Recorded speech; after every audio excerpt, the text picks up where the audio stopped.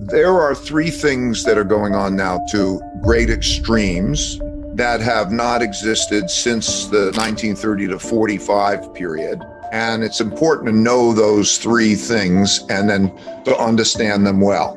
The first is what is going on with money and credit when you get to something like a zero interest rate and you need buying power. The government needs buying power, but they can't tax it. So what we have is the production of a lot of debt that the central bank prints money and buys that debt to spend. And the last time that happened, in the last few years, it happened starting in 2008, interest rates hit zero. They couldn't lower their interest rates. So they had to print a lot of debt and the government went in and bought it. Okay. And we're coming to the end of a debt cycle.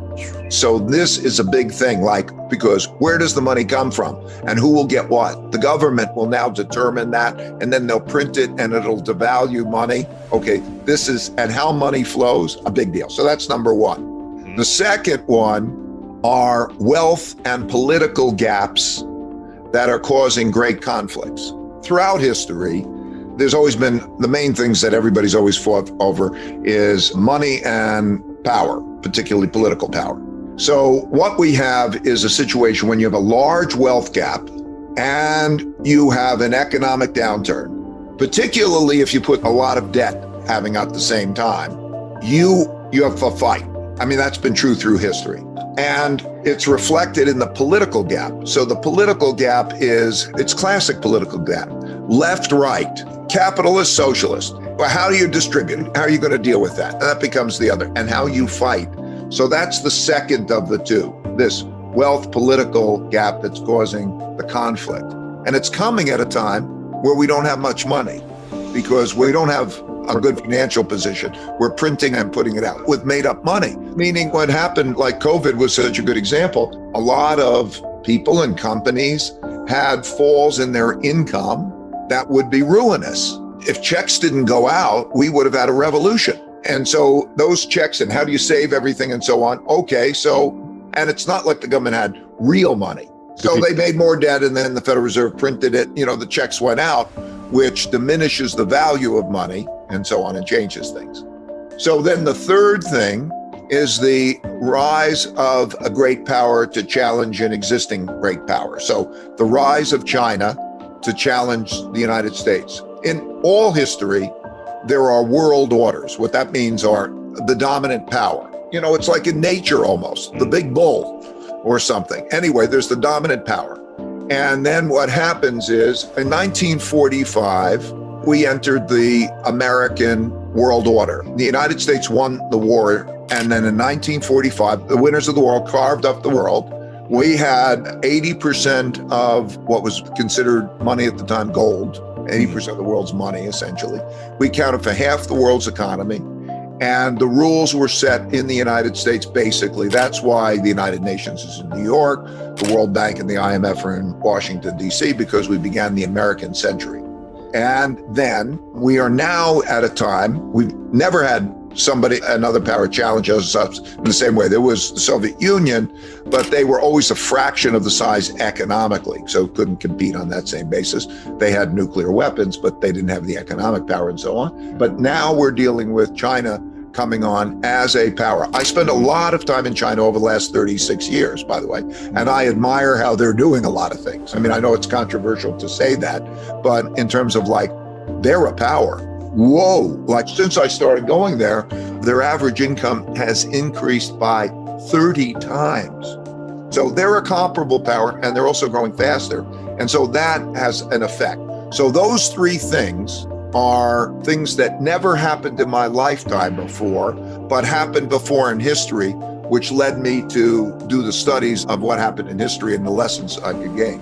It affects everybody, it affects we know, let's start with ourselves. Most importantly, forget about the outside thing.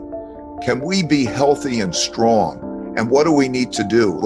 To know you have to be in it together. If we can row in the same direction, okay? If we can have thoughtful disagreement and get past that, if we can be in it together, like the wealthy and the poor.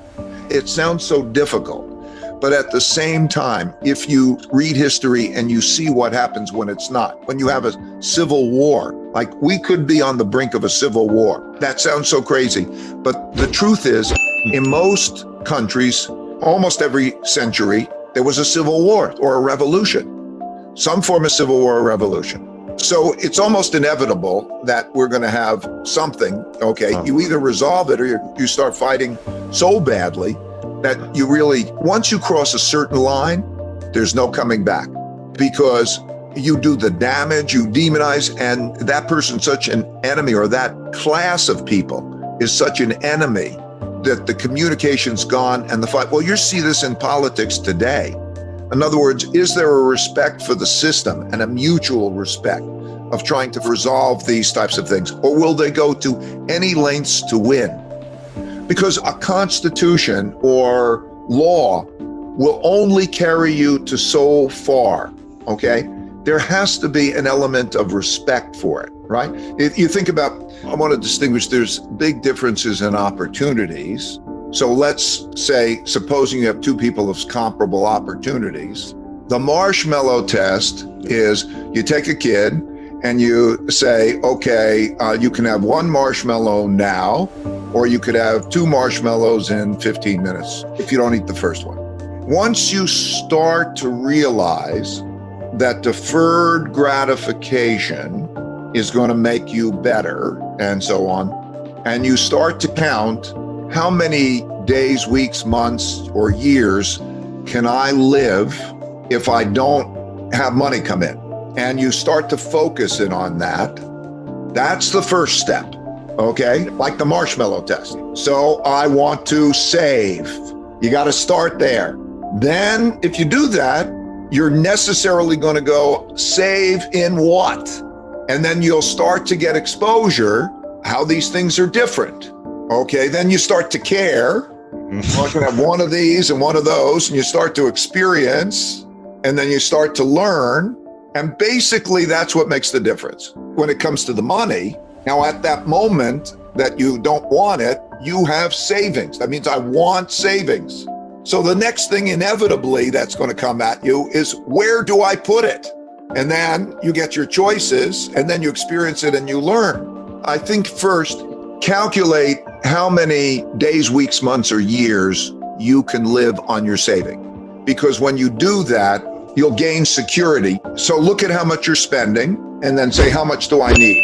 And whatever that number is, you're going to need more than that, because it may go down rather than go up. So now, do I have a year's spending? I think you start there. Then you start to think, what are the things that are most important for me?